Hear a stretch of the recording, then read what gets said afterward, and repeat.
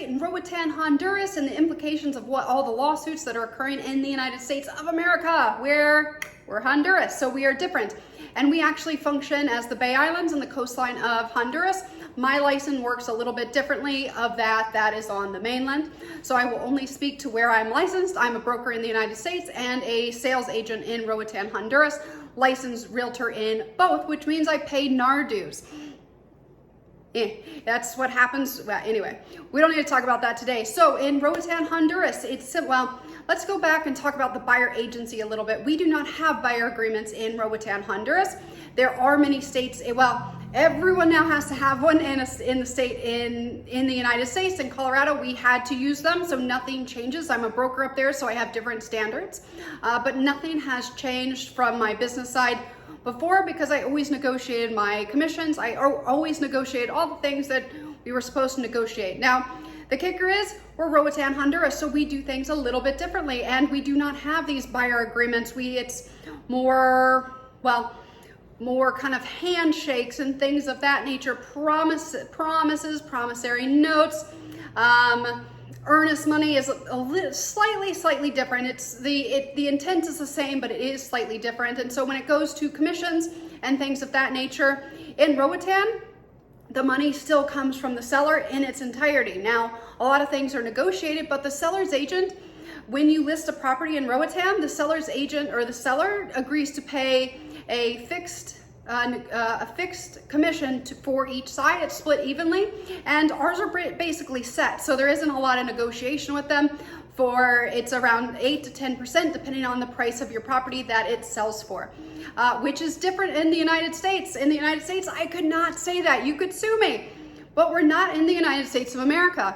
So, and the point being with this video is so even if you work with a buyer's agent, the buyer's agent legally works for the seller, which is one of the things that was occurring in the United States in the 1980s, which is why they kind of went off that. And then so they created these buyer reps, which we still don't have here. A lot of legalities. It's a completely different legal system down here. So while you do work with an agent that helps you, we all still technically work for the seller, even though we are helping you. And the point being here is you want to work with a good agent, even though they do technically legally work for the seller's agent.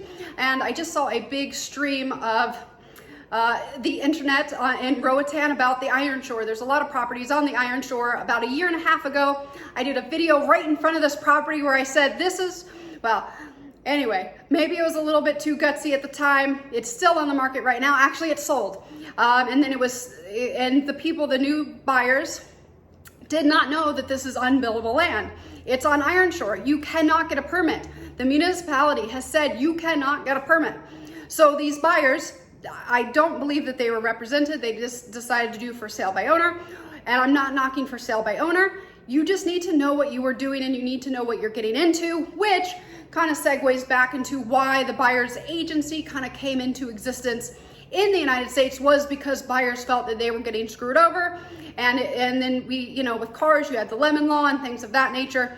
Anyway, I digress. It's kind of the stream of consciousness of how we get to places that we get to. And in Roatan, even though we don't have buyer agencies per se, it is very, very important to work with someone that is at least knowledgeable. You don't have to work with a realtor. You just have to work with someone that knows the island and knows what they are doing. Because this rant went on for, I don't know, hundreds of comments talking about realtor this, da-da-da-da-da-da-da. The thing is, the people bought the property, sold and bought the property without a realtor. So realtors weren't even involved in it, but they are people that did knowingly sold property that they couldn't build on because they themselves couldn't build on it. So they decided to sell it as buildable property, which is also not very nice. Karma's, is what it is, but the importance of why you need someone with that local knowledge, especially in Roatan, Honduras, because there are no repercussions if you do that. There's nothing going to happen to those sellers that marketed the property as they did. So what do you need to do? And the money has already transferred hands. So now these people have beautiful rocks that they are never, ever going to be able to build on, or people are buying these wonderful properties. They have no road access, so you can't get to your property. And the people that do own the road access, they might say, yeah, you can have 10 feet, you can get an easement, or No, you can't. Or, hey, it's going to cost you 50 grand on that. Oh, you bought that land for $30,000. You want to access it, go through my land, because we don't have, well, eminent domain is a little bit different right here. There's also nothing saying that someone has to sell a piece of land with road access. So it's one of those things that I harp on so much when I work with buyers. And one of the things well, it's just doing my due diligence. I know that Iron Shore is very difficult to get permits on, and some places on the island, you are never going to be able to get a permit. So I'm going to help tell you these things when you work with me. Be like, I know this is a beautiful piece of property. Yes, it does seem too good to be true, because it is. You can't build on it. Back to buyer's agency in Roatan, Honduras. It is always good to work with someone that is knowledgeable, and also someone that's willing to tell you the truth and tell you no. No is a very difficult word and not said very much culturally in the Bay Islands. That's including Canadians, Americans, Europeans, South Americans, Central Americans. It includes everybody, but we don't really say no, and we don't really push back. We're more of a go with the flow type of culture.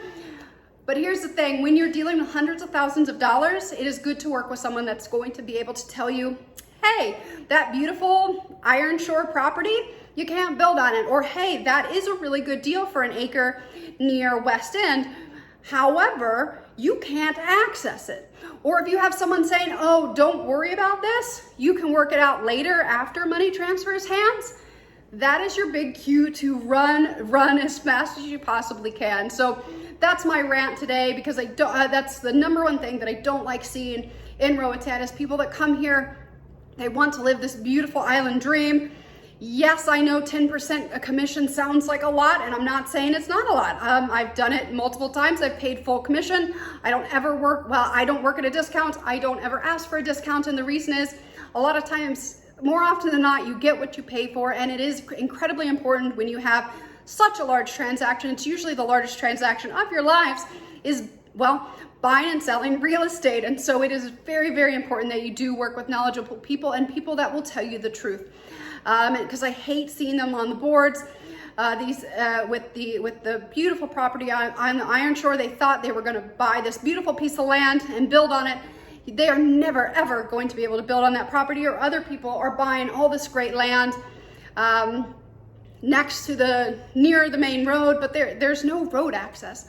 So you might never get the opportunity to build on your land because you can't legally access it. So there are these little things that we sometimes take for granted in the country that we're coming from, because there are different easements, there's just different laws that kind of exist here. But if you have a landlocked property and you can't get to it, there's nothing saying that someone has to give you access to it. Like, there's nothing you can do. Well, anyway, there's really nothing that you can do. And so that's why it's so very, very important to work with a knowledgeable person. Ideally me or anyone that knows what they're doing. You don't have to be a realtor to know what you're doing in Roatan. But that's my 2 cents for the day, because I really hate hearing these stories, and I hear these stories often.